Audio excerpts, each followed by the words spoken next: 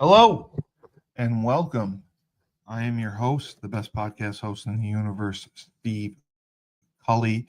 I'd like to thank our sponsors at Procyon Partners. Procyon, one of the top 50 fastest growing companies in the nation. They specialize in employee benefits, wealth management, and retirement planning. President Shawn Rabinowitz, proud supporter of our podcast network and everything we do. Green Street Trust International, owned and operated by Rennell Jump and UConn legendary men's basketball player Jake Voskuhl. They specialize in tax plans for businesses large or small. They will save you money or get you a big fat return on your taxes. To schedule your free strategic tax planning session today, go to www.greenstreettrust.com. Pete Finch and the Finch Law Firm is located in Bridgeport, Connecticut. If you've suffered any type of personal injury, slip and fall, car accident, your mother-in-law ran you over with her car, your wife got angry one night and decided to stab you, the Finch Firm is for you. Pete has won legal battles all across the state of Connecticut. He will go to war to get every dollar you deserve in compensation. You just have to remember, in a pinch, call Finch or go to his website, thefinchfirm.com. Dynamic Human Performance is owned and operated by UConn legendary running back Andre Dixon. He trains boys and girls of all ages, all sports. He has a boot camp program 7 days a week, 6 a.m. You want to get in shape, you go to Andre. He has an athletic development program where he trains boys and girls in the sport of their choice from the ground up, helps them reach their full potential, be the best they can possibly be. Andre has sent boys and girls to college on scholarship for all different types of sports. To work with the best, he has a 5,000 square foot state-of-the-art facility in Hartford, Connecticut. Go to www.dynamichumanperformance.com. All right, and here we are for the MMA Report. I am your host, the best podcast host in the universe, Steve Cully, and with me, a very special guest, not Tyler King. We have Shawn Melanson from PGF and Jiu Jitsu, and he is having a great year for the Philadelphia Phenoms, and he took some time to come on with us and talk more about the sport so we can learn more about himself. Shawn, thank you. Yeah, of course, man. Thanks for having me. And you're from our neck of the woods too, from New England, right? Yes, sir. Yep. Yeah, and I was looking it up and reading. You had started really kind of at an early age, right? Around 2011 with your your family. Yeah, well, jujitsu wise, but I mean, I was still 18 years old back then. Wow. But I had been exposed to the sport since I was like 12 or 13 by my older cousins and stuff like that. So, but when I really started was right after high school. What really drew you to it more than anything? Honestly, it was really just my older cousins. Yeah. We would watch like the UFCs in their basement, and they would teach me different jiu-jitsu moves and beat me up, basically. So that kind of drew me to it. And it was originally I wanted to be an MMA fighter, and I did have a couple MMA fights, but I had decided that MMA is not good for your long-term health, so I went full-time jiu-jitsu. Yeah, I saw that you were 3-1 in MMA, and MMA is having its own problems right now, and we'll talk about that later. But Jiu Jitsu is really an art form. I mean, it's very technical. There's a lot of different holds. There's submissions. You have to be very good defensively, and it takes time to develop it. And, you know, everything that I've read up about you, everything that I've seen, especially watching this season, I mean, you seem to have picked it up fairly fast. And would you attribute that to your training, being a quick learner, or just being in your blood because of your family? I just think my brain's built for it. Just Yeah. sports in general. I was always the kind of guy that like on the football team, like I was always on like whatever the division above was, you know what I mean? Being Yeah. one of the smaller guys. Then when I joined high school wrestling, I was like a first year wrestler as a junior. Second year of wrestling in high school, which would have been my senior year, I ended up being captain of my team, most valuable wrestler, taking second in the state. So just my brain was always built for like contact combat sports. The same thing with jiu-jitsu is like in New England or sorry, I should say New Hampshire at least, in that surrounding area for years and years. I mean, it's been known that like I'm one of the top grapplers in the area, and Yeah. there's not there's not like a ton of great grappling in that area. It's getting No. better and better. I think it's the best it's ever been, and that's kind of the reason I even started my gym 2 years ago, was just to continue to make New Hampshire and Mass, Vermont, Maine, all that surrounding area better. Anyone that wants to come down and train with us can get that high level look. Not that there isn't other high level gyms in the area, but I just wanted to do something different for Nogi.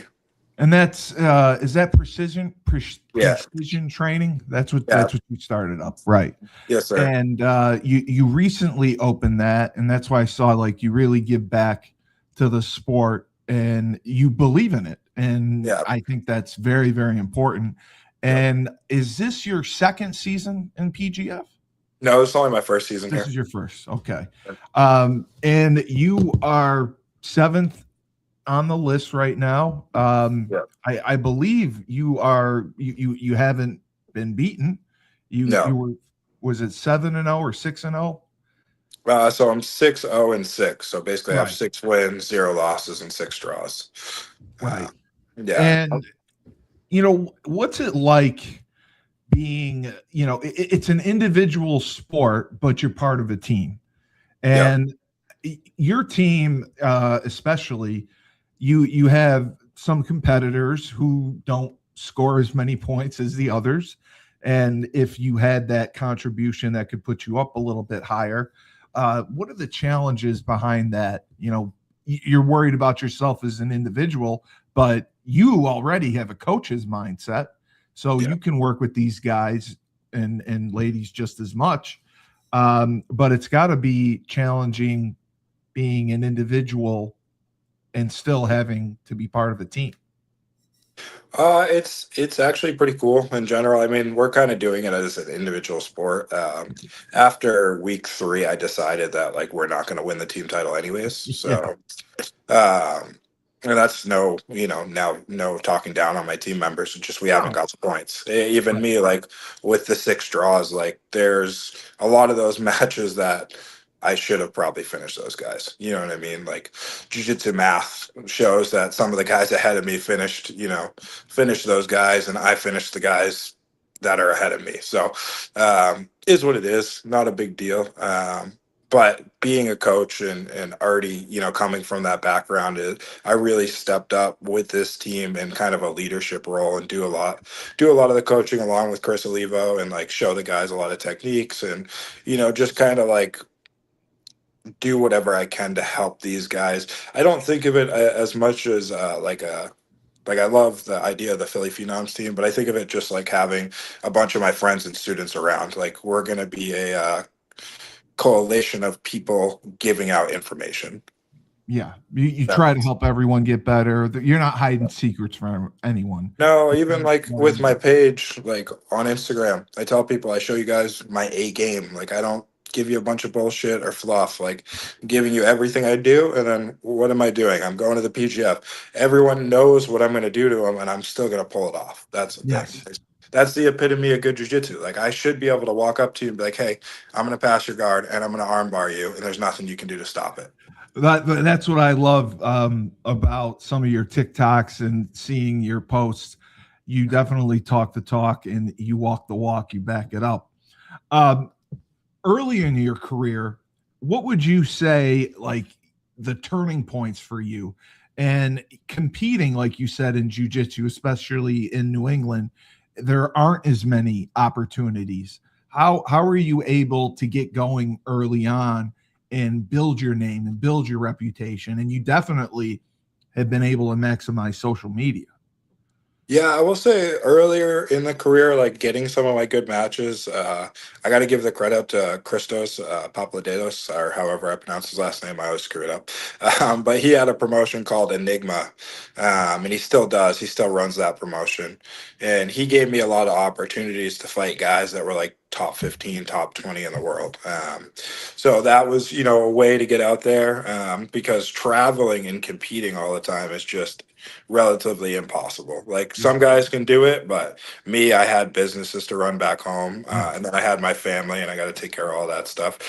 When I was younger, if I could go back and redo it, I would invest more money into sending myself out to competitions. Yeah. Uh, but for me, I was never even the biggest on competition. I just like doing jiu-jitsu.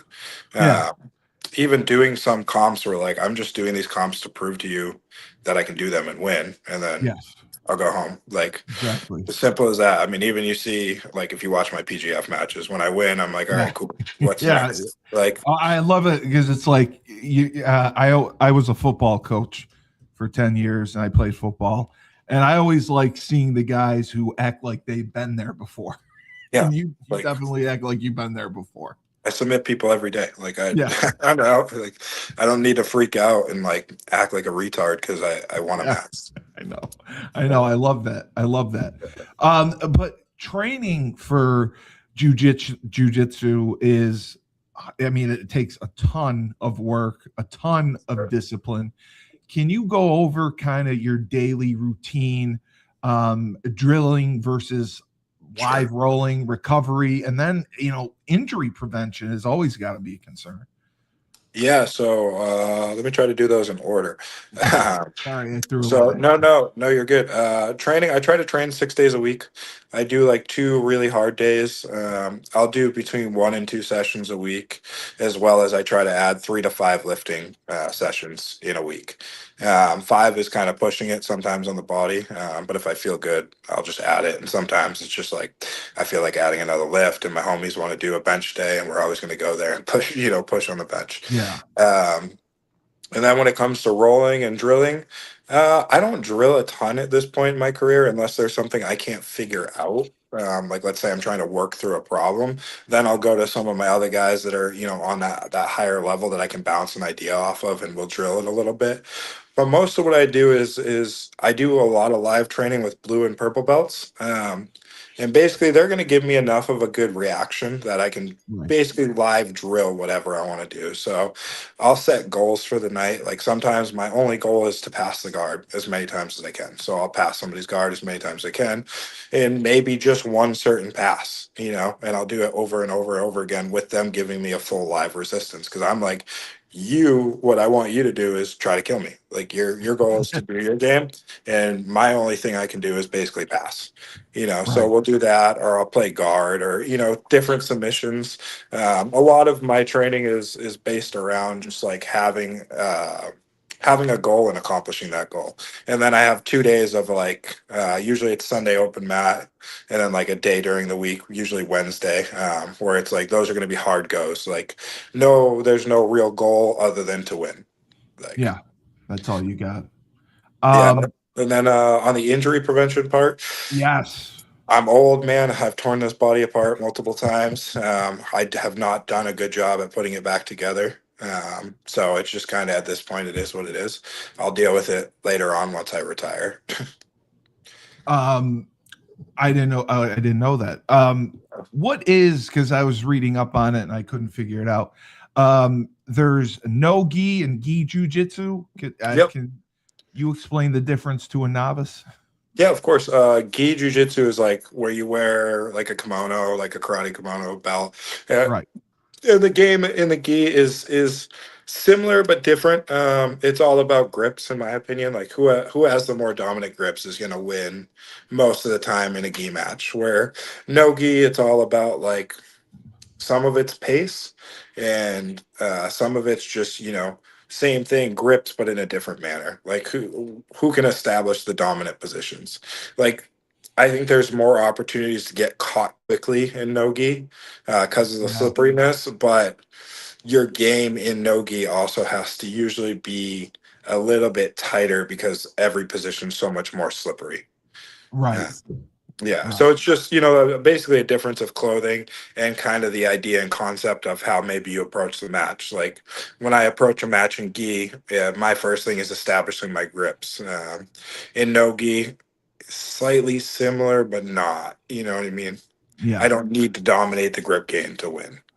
Okay. That makes a lot of sense. That clears things up. And that's not Um, everything. And I'm not like I'm a no. black belt in the gi, Yes, I read but I'm that. not. Yeah, like I've won some gi competitions at purple belt, but I haven't really competed in the gi since purple belt. And like the highest level, like black belts in the world in the gi would kill me. Like I could hold my own, but I wouldn't win like a world championship or a pan championship or anything crazy like that in the gi. What have you thought, this being your first experience with the PGF? Yeah, Um, they reached out to us and we did a show with Brandon right before the season started. I yeah, was just shocked to hear about it, to understand the format and how it was done. And I know yeah. he is also trained very well and does the broadcasting of it. I've watched the shows on YouTube. Um, you in week 3 was one of my favorite shows. I thought you absolutely dominated. But overall, what have you thought of the PGF? And do you see it as something that you would go back to? Yeah, so it's been overall a good experience. I mean, everyone's heard my gripes on Instagram if you've watched Yeah. my Instagram. So I don't want to sit here. You've been right. Yeah, I agree with you on your gripes. Yeah. You have So grievances. yeah, I have grievances and like I'm a pretty professional person and like Very. well I should maybe not like I'll do some things that maybe aren't the most professional sometimes. But like if you're gonna hold yourself to a certain standard, my idea is like you that has to be the standard, right? Yeah. So if it's gonna be like some stupid stuff and shit like that. Well, if we're trying to be the NFL and stuff like that, it's not there yet. But they know that. Like, it's not like a secret to them Yeah. or anything like that. Like they know there's things to work on and stuff like that. And Brendan's great. Like he gets behind everything, and he listens to everyone, and he's always trying to fix things. My biggest gripes have been with the referees, With but the officiating. Yeah. in every sport most people hate the referees. But at the end of the day, like when you watch these matches, like you can see that it's kind of all over the place. I Well, mean, yeah, there's no consistency. And see, I was looking into the world of jujitsu and, NFL, NBA, whatever. They have college sports, they have minor leagues and whatever before they get up to the top spot.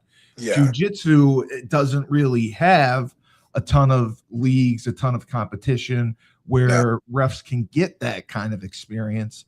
So And you're going to that's get refs who don't know what they're doing. and that's the thing with this format too, is it's completely different than most other formats. So Yes. like when I'm getting frustrated and I kind of blow up, I do sit back and I think and I go, they do have a hard job. They're put in a bad spot. But there is things that can be like when you have something like a shot clock, and a lot of that is done at, you know, referees' discretion.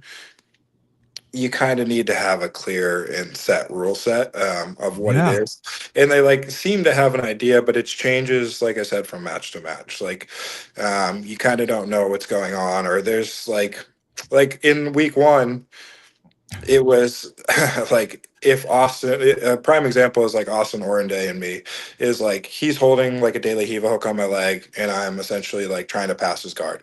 We're both engaged with each other, right? He's trying Right. to establish his bottom game. I'm trying to establish his my top game.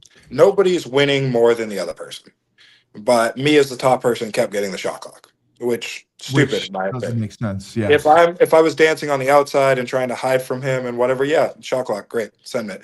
Um, but then as the weeks went on, I made my gripes, and actually, you were seeing like more of the bottom person with me getting the shot clock because I was constantly active trying to pass their guard.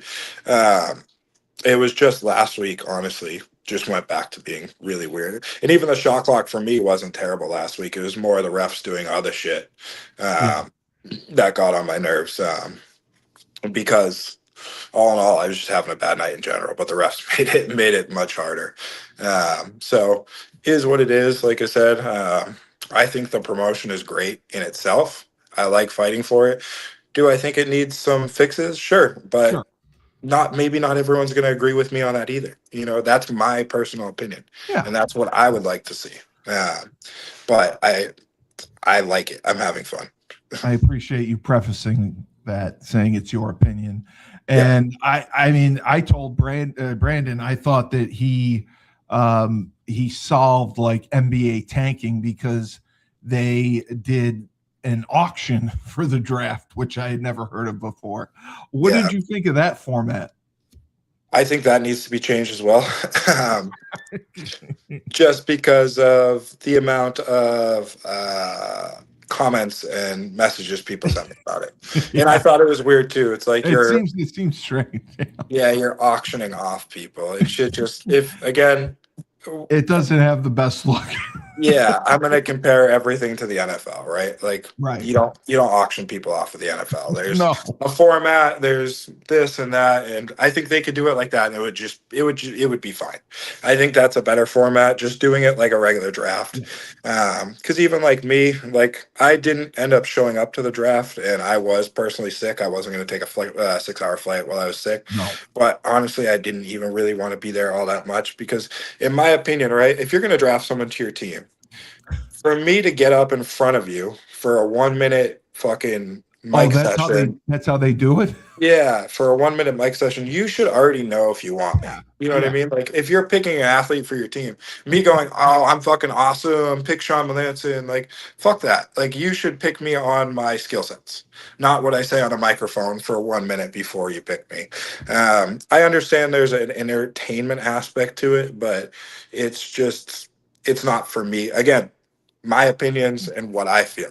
Just want to make that clear. No, So yeah, like I'm not. you're right though. That's Yeah, hilarious. Like NFL teams would never do that.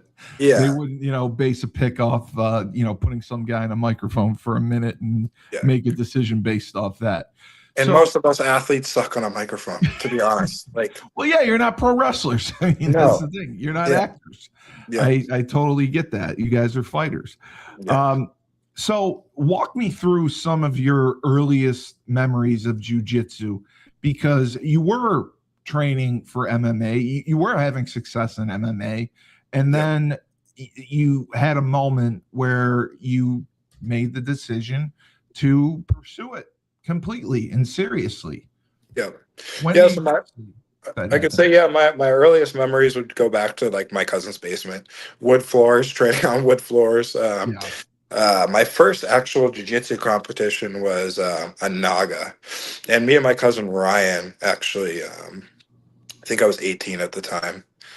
Ended up training literally in his bedroom on a wood floor for it. And a guy named Nate Lamont, who's a local guy in my area, used to do a lot of the Nagas. He refereed it and he could get you in for free. And one of my friends was a student of his, and I ended up getting in for free. But long story short, me and my cousin made this agreement. If I won the Naga, like I would just go train, like full time, find a place to train. Long story short, somehow I ended up getting pushed into like the top division at Naga with my first ever Naga and won it. Just by like purely out wrestling people. Wow. So ended up winning that, going full time, training with a guy named Nuri Shakir. So he's kind of a local that's been around. He's done everything.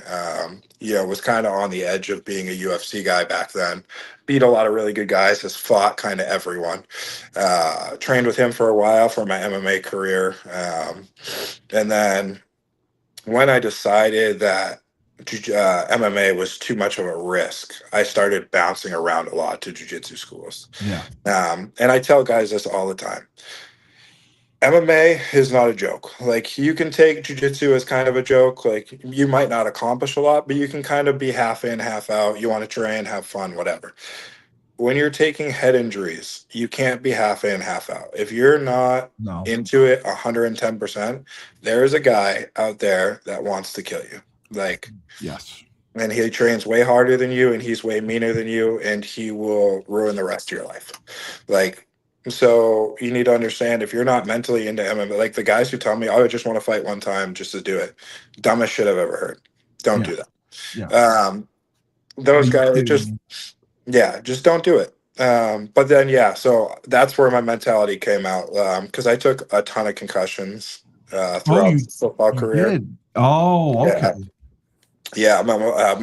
Like back in the day, no one cared about No, concussions I either. know. When we I were know kids. they didn't. No. Like, you look back on it now, but I like one of my mom's stories was like, I got hit so hard in a fucking uh, in a game, the coach pulled me out, and I was calling my coach mom, and then a couple plays later, they send you back out there. Yeah, they send you back Yeah, in. yeah. So Just like, got your bell rung. That was like it. back then, yeah, you just got your bell rung. You're Bell rung. fine. We're gonna send you back out there. I also like when I was 4, I got hit by a car. Got a pretty bad concussion then. So a Yeah. lot of concussions throughout my career between football and just dumb stuff. And like my long term memory is actually pretty terrible.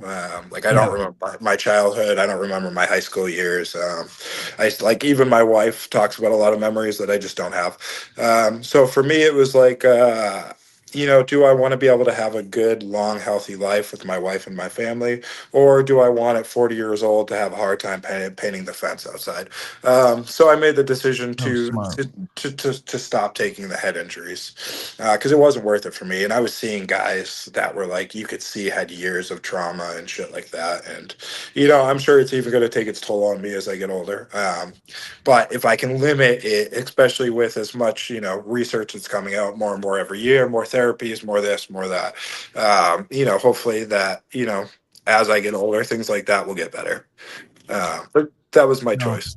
no, that's huge. I actually had a show with Chris Nowinski, who's the Concussion Legacy Foundation CEO, doctor now. He's kind of the one who pioneered CTE Yep. for football, and he talked about it.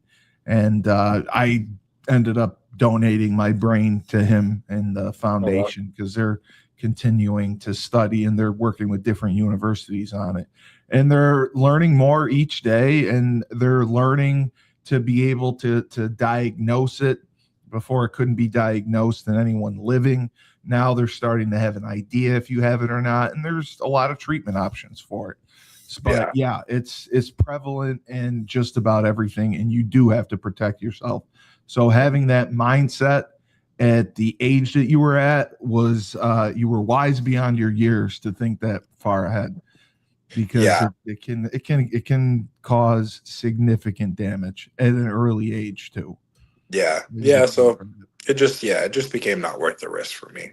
Long story short, and I was a better grappler than I was like like I can stand like, even now like my buddies. I've trained with some UFC fighters. Like I do some sparring with them very lightly. Like if I get people on the ground, I could still do super well with high level guys. It's just for me, it's not worth the risk of taking Right? Yeah, you got a family. damage. Yeah, and the guys who do it, all the respect to them. Yeah, Like they're absolutely. putting it all on the line for their families as well. It's just like I said, for me, it wasn't worth it.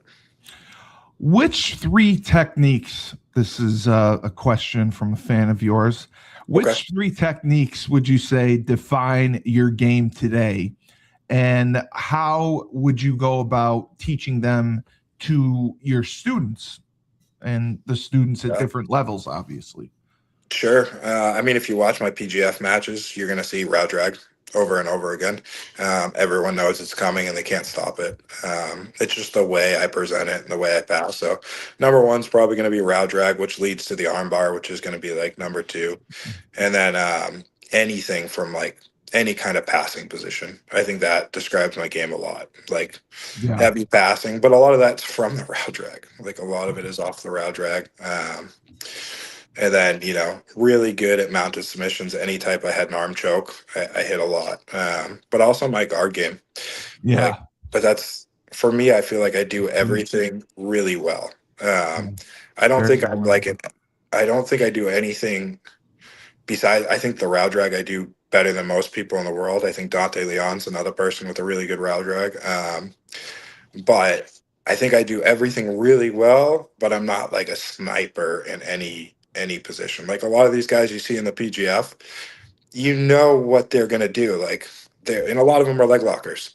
Like their game's gonna come in, try to entangle your legs, and that's if they can't do that, for the most part, they can't get you. They're done. Yeah. Or yeah, whereas like with me, I can submit you from mount, I can submit you from my back, I can submit you from standing, um, and I can submit your upper body or your lower body. So like you don't know what to expect with me. And let's say we had a match, because we all have matches before the playoffs. Right.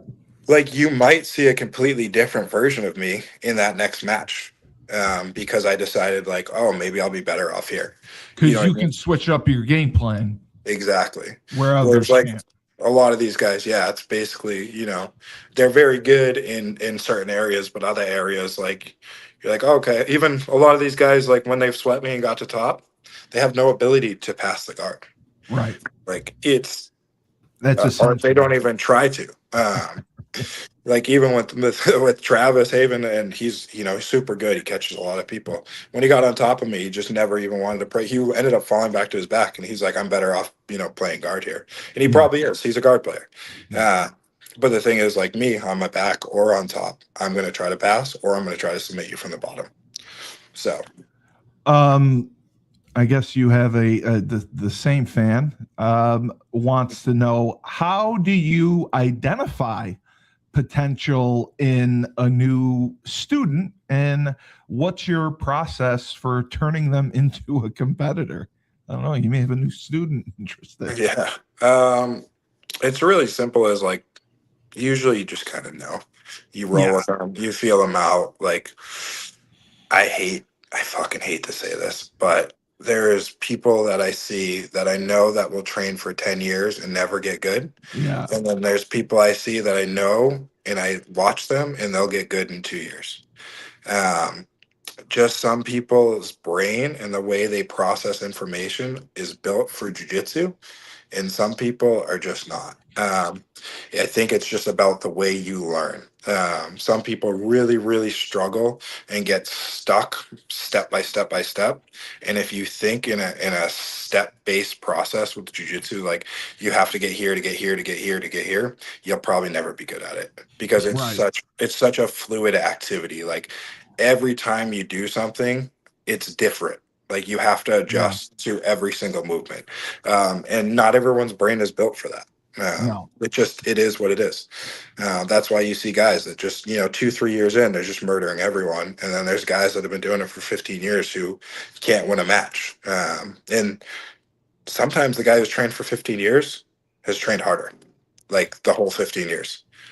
It But just you having the ability to obviously think on your feet and yeah. react and think quicker, that makes a huge difference. Yeah, reaction time, understanding things, staying fluid, all that. There's just, and some people surprise me. There's some people that I think won't be good, and they shock me. So I'm Yeah. not saying I'm right all the time, but usually it's pretty easy to identify, at least within the first 6 months to a year. Right. Sometimes like first day is, I can't tell first day, but like once I get to know you and I watch your game, I'm like, oh, you're gonna do at least decently well at this sport, or I can go, you're probably gonna struggle for a while. Now, you are a great family man, a Yeah. loving husband, devoted father. How do you balance family life with the demands of coaching and competing? Well, I don't compete a shit ton, so like this is like the most I've been away from my family, and it actually Right. really sucks because I'm missing a whole month and a half of my I my know. first son's life. So that part's been tough for me. I miss them a lot, but I also know like it's a good opportunity for me. Like I've this hasn't done much for like my social media in general. Like actually my social media has gone down since Oh, I've we'll, been we'll, here. we'll get it back up, I promise. Oh yeah, yeah. No, I mean, it's still growing, but like now everything on my page is very jiu-jitsu focused. So like you have to be a fan of jiu-jitsu to want to watch what I'm doing. But on the flip side of that, because I'm competing and I'm winning with the techniques that I show, Yes. I'm selling more instructionals than I ever have. Right. So it's like there's the cost benefit. You know what I mean? Or you know what I'm trying to say? Like I'm not gaining as big of a following, but I'm reaching the following that I need to make money. In other ways, yeah. Yeah, And exactly. one of the things that stands out about you on social media, I mean, I love listening to you because your personality comes out. You're hilarious. You tell it like it is. You don't hold back. Yeah. I think that has separated you from the others because you are someone who can get on a microphone and tear someone up in a minute if you had to.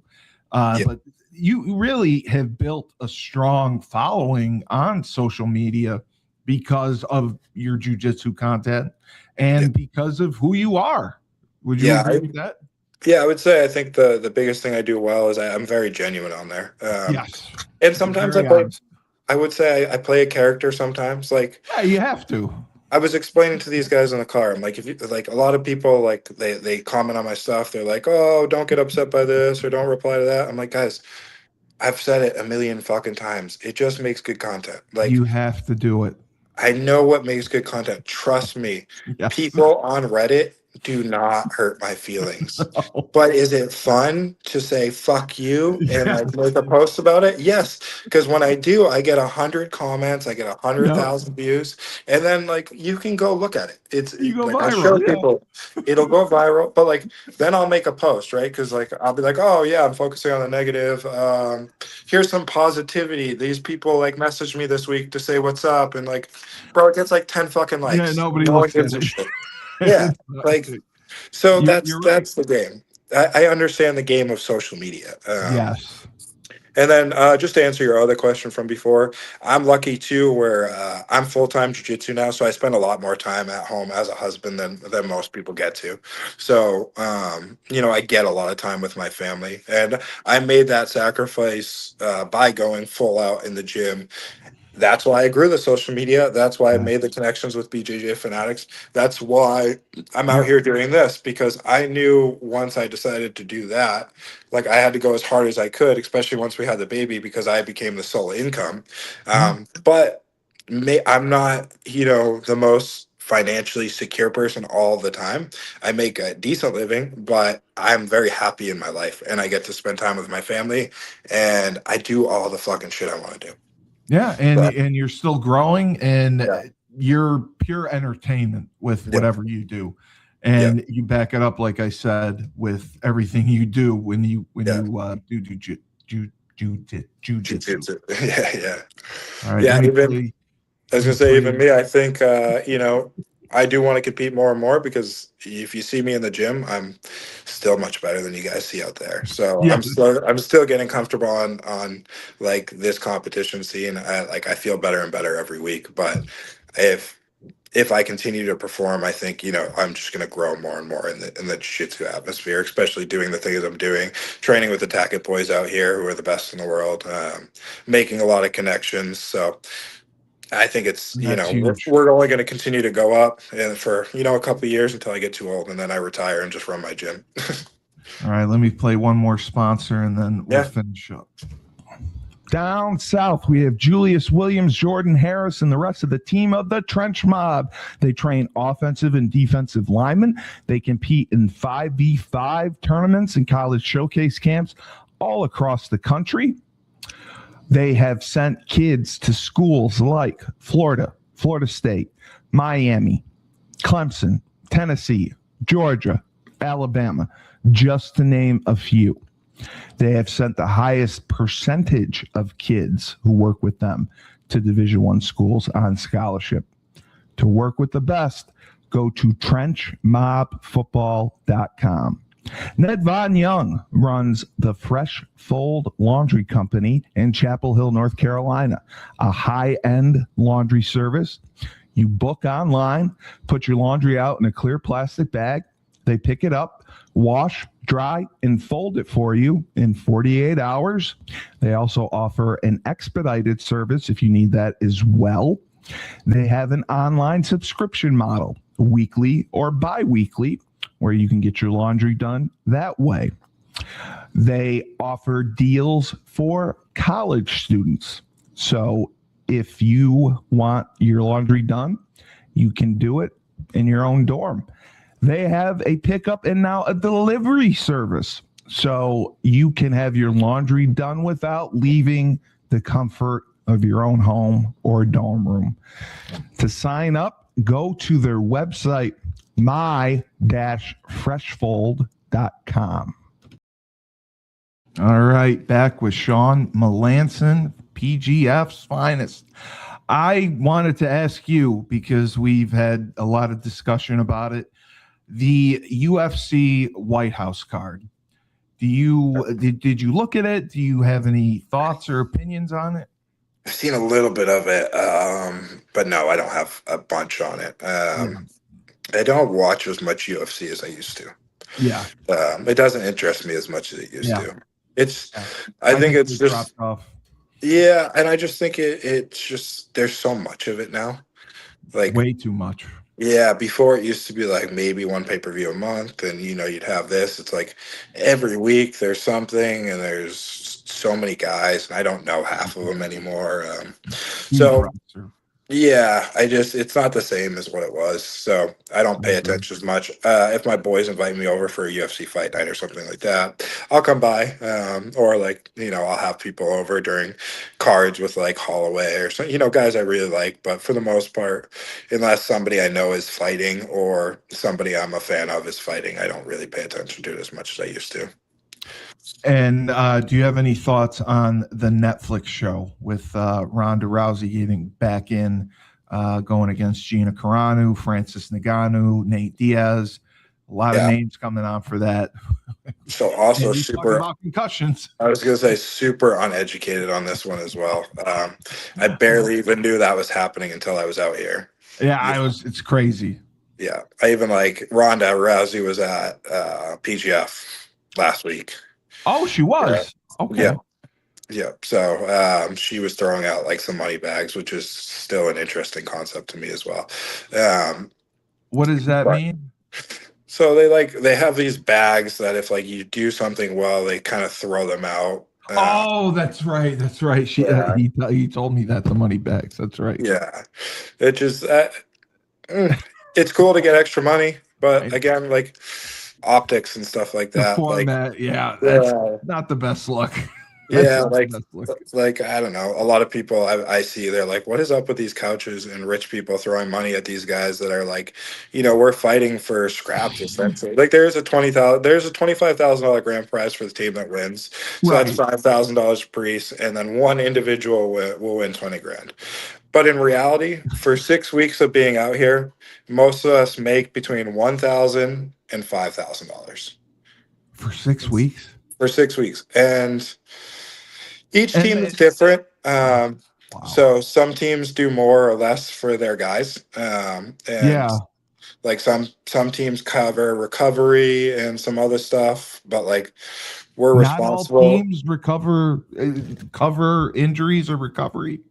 No, like there's certain things, and like our team's new, so like in the beginning, like I've been getting IVs done. I've taken care of that, but our team has kind of figured out along the like now they're kind of doing some of those things. So credit to them.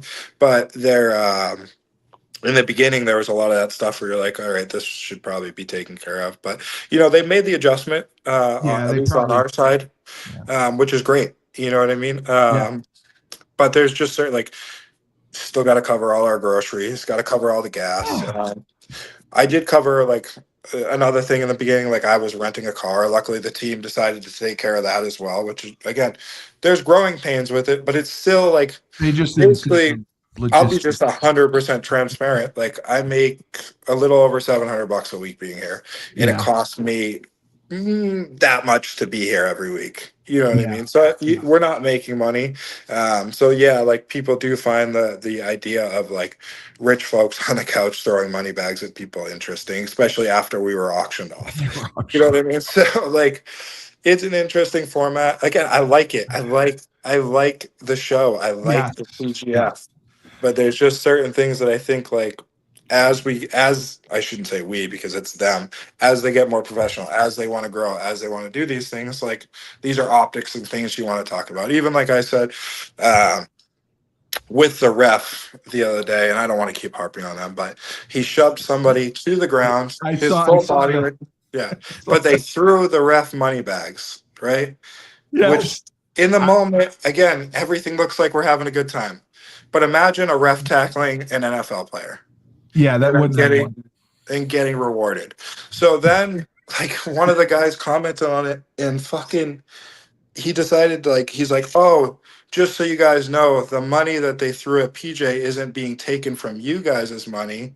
It was individual money. And I was like, bro, I literally thought it was a fucking joke that they even threw the money bags at him. The fact that I know now that he's actually getting paid is even worse. Like, Oh because my he's like, God. everyone's just bitching because they think it's taking away from the athletes' money. It's like, bro, I had no idea. I thought it was a joke. I literally thought they threw money bags as a joke in the moment. Like then they're like, oh no, he's actually getting paid for that. And I was like, the comments were later deleted, but like I'm like, why would That's you just, fucking? I'm like, why would you even say that to me? Especially someone like me. If you give me ammo, I'll probably take it and use it. Like, yeah. no offense. Like, and Yeah. again, I want nothing but success for No, that no, it's great for that the format. sport. Yes. But at the end of the day, like, I have a platform, and I know Yes. if I say things, Yes. they'll have to address it, right? Yes. And I have addressed these things in private. You know what I Yeah. mean? Like I've done it privately, Yeah. and a lot of what they say is like it's annoying for us as athletes to listen to um, them sometimes be like, "Hey, we understand the problems, we see the issues, but just so you know, we don't know if we're going to change it." And Right. you're like, okay, well that doesn't help anyone. And then we come in every like we're coming in every week and like things were like, oh, we're gonna do this different tonight. We're gonna do this different tonight. And it's like, imagine being in the NFL and like every week they're like, we're gonna do this differently. We're gonna do this differently. And Oh, now they'd go nuts. Yes. Brendan stepped up and now he's gonna run the shot clock, which is great. We'll see how that goes. But Yeah. again, now we're going into week 5. We're 5 weeks in, and now somebody different is going to be running things. So we don't know going into week 5 what's going to happen either. Um, Is he so still again, commentating too? I don't know if he'll be able to while doing the shot Yeah. clock because I I don't think think he's a good. I think he's a good commentator. I He think he does. is too. I think he Yeah, is too. I think he does well in that position, but he understands that there is a big issue with the shot clock. Um, will he be better or worse at it? I don't know. That's the No. thing. We're yet to see. Hopefully, like knowing Brendan and knowing how he will be. Yeah. But does that mean I'll like it more? I don't know. You know what I No. mean? No. Like, No. I know yeah. that. Yeah. So that at the end of the day, like I said, I think this promotion is great. Do I think there's some things, and again, I'm gonna say this, my opinion that I would like Yes. to see different. Very smart to Um, say. yeah. Yes. My opinion. Everything I will say, everything is my opinion. And it's Yes. cool to talk about it on this podcast because Yes. it gives me a longer format to talk about it. Yes. Whereas like in short form, I can only say so much. And some of it probably gets misconstrued from them. And to be honest, they haven't really given me an issue about the things I've said. No, So, because it brings attention either yeah. way, good And or that's bad. the thing. That was the other thing I was going to elaborate on. Whether people are happy with what I'm saying, or upset, or mad, or don't like me for it, they're probably all going to tune in and watch. Whether they're there to support me to hate the refs, whether they're there to support the refs, like that's why fucking Stone Cold Steve Austin and Vince McMahon did so well. You know what I mean? Like if you look at it that way, and we don't even hate each other. Like you know what I mean? We don't even try to play that up. But the more like my posts about my gripes do hundreds of thousands of views. You know what I mean? So people see it and they're going to watch it and they're going to tune in to be like, hey, are they going to fuck this up this week? Or are they going to do a good job? Or how are they going to run the show? And should I be there to support Sean? Or maybe they hate me and they want to see me get fucked over. Great. Yeah, Right. great. You're bringing more eyes to the PGF. You're bringing more eyes to the sport, and that's what's most important. Exactly. So I'll ask you a few quick questions Yeah. to end the show. Yep. If you could roll with any historical grappler, alive or dead, who would it be and why? Probably going to be, and I probably could roll with them, possibly. My favorites were always like the Mendez brothers coming up. I loved their game. Mendez brothers were big ones. Marcelo, just because he has like such a similar game to mine. Those would probably be like two major ones that I like a lot. Right. Just because I like, even I watch a lot of Tyne and Delpra, and he does not have a lot of no-gi stuff out there, but all of it I study because I like what they do. Do you like pro wrestling? I mean, you watched it obviously in the heyday when it I was was? gonna say, yeah, adapt back in like Attitude Era and stuff Yeah, like yeah, that. yeah. Do I like it today? No, I don't No, watch it. no, no, Yeah, it's bad today. yeah. What would you say is the weirdest thing you've eaten while traveling for a tournament? Nothing. I eat pretty healthy because I can't picture that. Yeah. yeah, and I don't like to experiment with food. I know what I like. Yeah, no, I agree with that. Yeah. What would you say is the worst injury that you've had since you've been doing jujitsu? Yeah, the shoulder injury I just had that I just got back from. So in October, dumbest thing ever. I posted my hand literally behind me on the mat. It wasn't like I posted out from a shot or anything like that. My hand literally just slipped in some sweat. What happened was I didn't get an actual MRI, but we think I tore my rear rotator cuff to a certain extent, and I pinched the bundle of nerves in there. And what happened was I was in the worst pain of my entire life. Oh And yeah, you can never get comfortable. yeah, I for two Oh weeks straight I couldn't sleep more than 15 minutes at a time. God. Basically the way I describe it is if like someone kicked you in the nuts and they put the nut pain on your shoulder, and every time you thought it was going to get better, it would just get worse. That Yeah. was the only way to describe it. It was the worst pain of my entire life, and I've torn my ACL, I've torn my other shoulder, I've slipped discs in my back, broken like every finger. Like I don't even wear a wedding ring because how big this finger Yeah. is. Um, and Like that's a stupid injury, but like I've dislocated things. Shoulder was by far the worst one. Like even when rotator TGF cuff called, or like labrum. I said, I didn't get an actual MRI, but they Oh, think it was my rear rotator cuff. oh my God. Even like when like when PGF called me, I I was on tramadol, like trying to deal with Yeah. the shoulder pain, and they're like, "Do you want to come do it?" And I was like, "If I can use my arm." So like literally, I had about a month to prepare for this. But I So mean, did they put you through like a grueling physical to make sure you? yeah, yeah. No, they didn't. Wow. I showed up So, here still in pain. Actually, my shoulder's gotten better throughout being here. Knock on wood. Yeah, do they have so trainers that at least take care of you? we don't have. No, you That's don't. what I mean. There's still certain things They as need to. that should be That taken that care of. But yeah, that's as they grow. You know, as they get more money, as these teams have more money. Like yeah. I think they'll adjust. And like I said, with our team, this is their first year, and Yes. the two people that own it, they're blue belts in jiu-jitsu. So like, So they well, understand at least. they understand to a certain extent, but they don't understand to a professional level of a No. professional athlete. But with my gripes that I've had, or any of us have had, they take great criticism and they adjust. So I will give them You can all the ask them. credit in that. Yeah. Yeah. So like, there's been things that the athletes are upset about or just dumb shit, and like for the most part, it changes. So that's all. With a new career, with a new or sorry, not a new career, but with a new New, team yeah. and a new venture for them to just understand and adjust is like, I guess, all we can ask. And what's the difference between the format of PGF and other jujitsu tournaments or competitions? Because I know it's only 1 6 minute round, so I wasn't Yeah, curious how traditionally other tournaments are run. That's why. I was gonna say it's not significantly different. The Okay. shot clock makes it different, as well as, Yeah.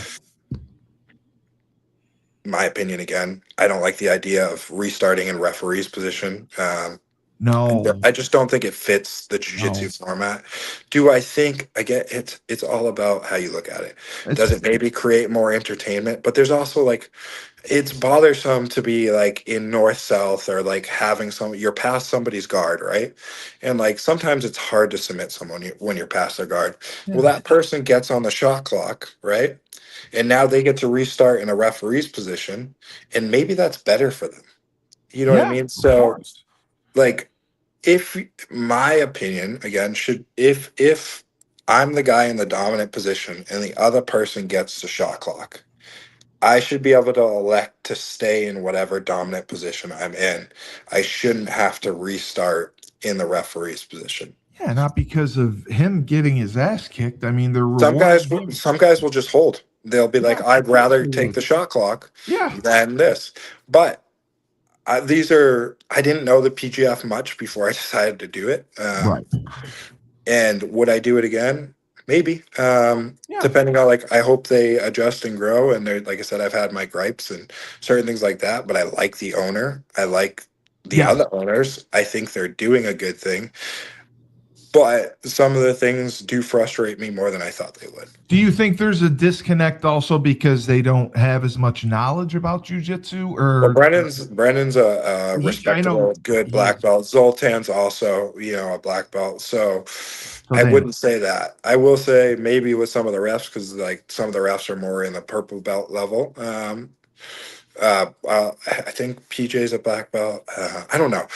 Some of it, like in my opinion on jujitsu, is more old school and different than a lot of people's opinion on jujitsu. So again, my opinions are probably going to be different than some other people's. no, but it's good that you stick to your guns. Yeah, And lastly, I just wanted to say, can you walk us through your most memorable match? What went right? If there's anything that you would change, and any lessons specifically that you took away. And this is from apparently your favorite fan who is going to come train at your school. oh yeah. Man, I have never really cared all that much. Yeah, because you act like you've Yeah. been there before. So I'd say one cool one I learned from is I fought PJ Barch. It was my first ever like high level competitor. And I got him in a good outside heel hook. Like his leg popped and tore apart. Like you could hear it. Like everyone thought I broke his leg. I thought I broke his leg, and he didn't tap. And that wow. was the first time I had like Wow. done that and watched somebody not tap. So then I was like, I don't know what to do from here. I thought you know what I mean? You think you won. What do you Well, do? he reached up, took my back, and choked me out. And so I learned just to Wow. keep trying to break them until you can't. So that was my biggest learning experience. A cool one here too was my first matchup against Austin Orenday, because of just the amount of pressure coming into the PGF was like you're now like I this is the first time I did something big as the Instagram influencer, which is hilarious because I've been doing this shit for 15 years. Yeah, that's what I said. Um, Yeah. but also coming into it, like there was some certain things I knew behind the scenes, like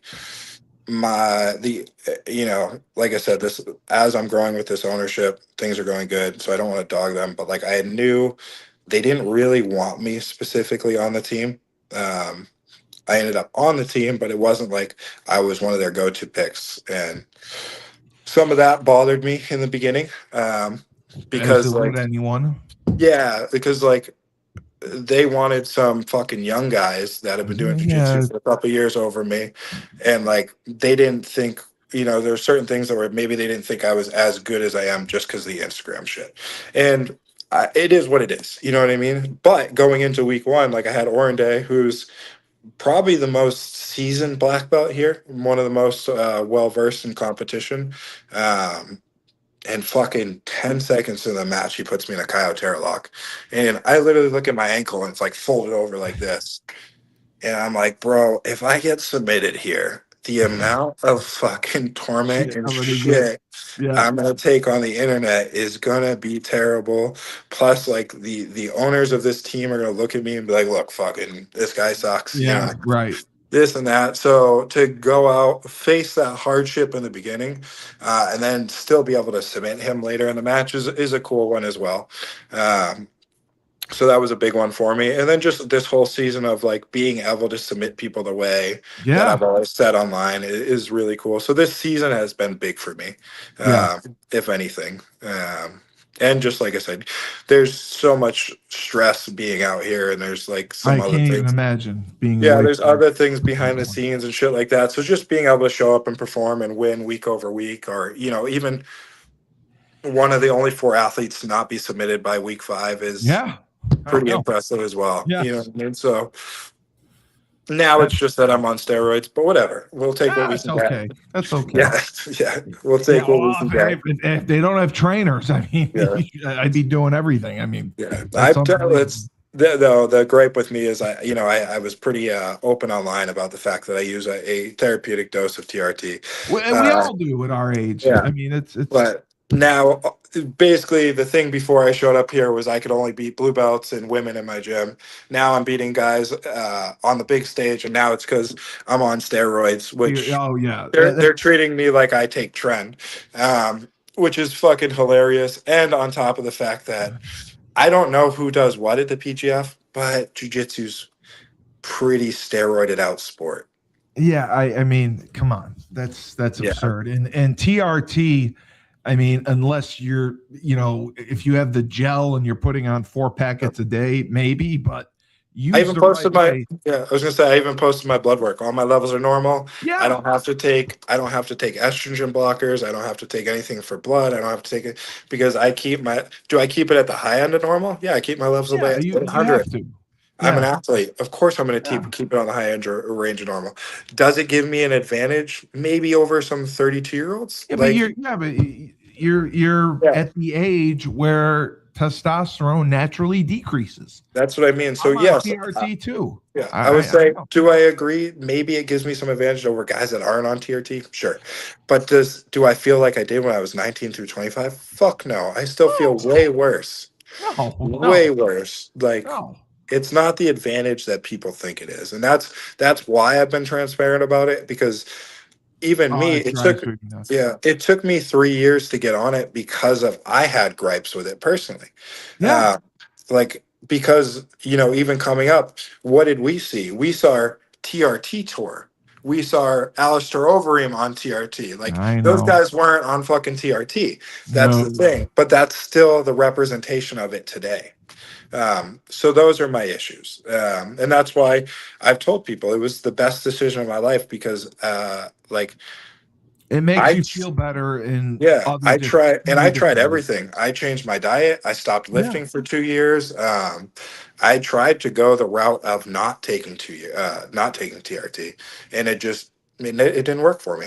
You need that hormone for so many different things, and it affects you mentally. It Oop, keeps you, you're not depressed, and exactly. it gives you more energy, so you at least can go out for the demands of your Yeah. sport to be Yeah. able to do that. You need it, and it's not like, you know Barry Bonds, all these guys who were taking Yes. PEDs. Yeah, they were smashing home runs. They were already good players to begin with. You can't just take a noner, which I call non-athletes, Yeah. put them on a bunch of steroids and tell them to go hit a baseball. Yeah. They're not going to be able to do it. It's the same thing. Put them on a bunch of steroids, have them go do jujitsu and see if they're successful. It doesn't Yeah. work like that. It doesn't Even work. people in my comments are like, I'm on a ton of steroids and I still suck at jujitsu. Like, Oh, that's yeah, like, great. yeah, Let them. people. It's funny. Even some guy today commented on my thing. He's like, "It would be great to see you not on TRT." I'm like, "Bro, go watch the last 11 years of my career. You can see me not on TRT. I was winning all the way up until now. Like, Yeah, it's but been no different." yeah, I It, mean, it's the difference of your levels being in the 200s and 100s, yeah, which you wouldn't be able to do anything. dude, I So felt. it's a Yeah, I felt. godsend. I was gonna say I felt so terrible. I could You only can't get train. out of bed. Yeah, I only trained 1 or 2 days a week. I remember having a conversation with one of my friends, like, dude, I think I'm done with this shit. Like, I don't want to do it anymore. Like, my body can't handle it. And just, yeah, it's a godsend. It makes a big Yeah, difference. yeah, and it's at age 35. That's exactly what happens. Our testosterone goes down. And So, with concussions, it's known to oh drop your yes, testosterone, as yes, well as people get confused when I say I have Hashimoto's. They're like, "Well, why are they treating me with testosterone?" I'm being treated for low T for low T. The Hashimoto's I have, which is yes, an autoimmune disease, just makes me feel even worse, worse. and Yeah, it doesn't help with low testosterone. It can make your testosterone lower, Jesus, wow, I but didn't it's know yeah, that. yeah. It's just like because your thyroid's just attacking itself constantly. So like when I get inflamed, like I get double inflate. You know what I mean? Like my Yeah. inflammation's much higher than most people. So like if I eat a pizza, or I explained to these guys, like I had 2 alcoholic beverages for the first time in 3 years last week, Oh boy. and I couldn't get out of bed for a whole day. I had to get an IV. I felt terrible. I gained like 13 pounds overnight. Like, yeah, it was crazy. Jesus. Crazy. So, Well, God bless you, man. I knew about you once we started watching the shows, oh, yeah. and you're an incredible performer. You're entertaining as hell. I love how like you talk the talk and walk the walk, and Yep. you speak your mind, and it's good because I don't think this federation, this league needs a bunch of yes men. They No. need guys with experience like you who will help grow it, will help develop it, will help it expand and help it succeed and provide, better revenue for the fighters involved. Yep. So thank you. And I will put in our show notes your Instagram. People can follow you there. TikTok. I didn't know No if you did. TikTok for me. No TikTok. Okay. Yeah. Facebook. I have my Facebook. It's just my name. I don't Okay. have like a page or anything like that. But that's another, like, if you follow my personal page, all the same stuff that goes on Instagram Okay. goes on Facebook. And then I do have a YouTube. I have not been doing it Oh, since you have a YouTube channel. Okay. I haven't been using it since I've been out here, but I do plan to get back to it once I'm not here. It's just being out here is fucking a lot. I can't imagine. But yeah, I will list all those. We will cut up some reels, which are going to be hilarious from this show. And we thank you for coming on the MMA Report. Shawn Man, thanks for Melanson, having me. Jiu Jitsu star, PGF, and he tells it like it is. He walks the walk and he talks the talk. Steve Cully, best podcast host in the universe. Tyler King, suck it. Remember, Shawn, this is my sign off. When life gives you lemons, don't make lemonade. Take 2 oranges, throw them right back at life.